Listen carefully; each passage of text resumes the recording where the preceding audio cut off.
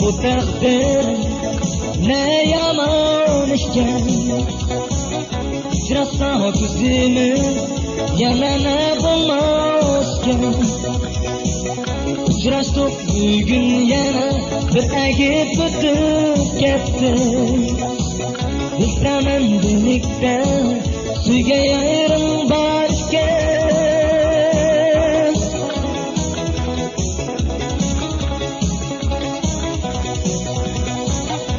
Tanishdik bu takdir ne yaman işken. Uçrasa ko'zimiz yana ne bo'lmasken. Uchrashdik bugun yana bir agib o'tib ketdi. Bilaman birlikda suyga ayrim bor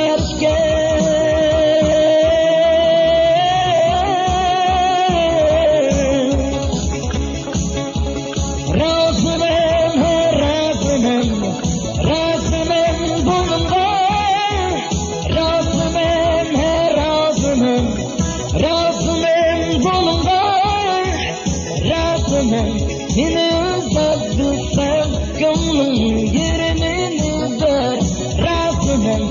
Beni özledim gönlüm yerini ver bana.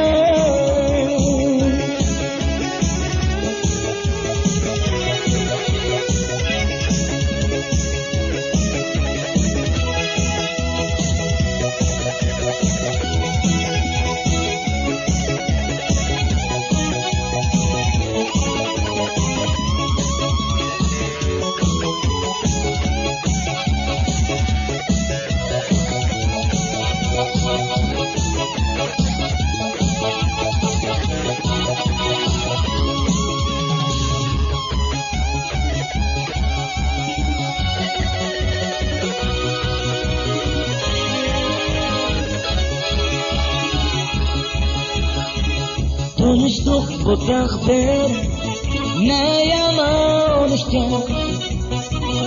Uçrasa ko'zimiz yana ne bo'lmasken.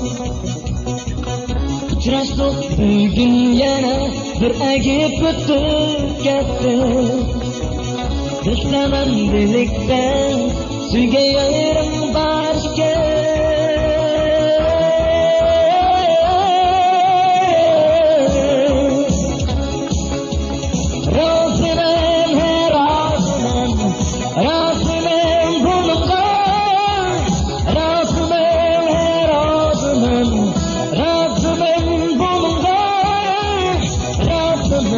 Beni özledim gönlüm yerini ver Rabbim. Beni özledim gönlüm yerini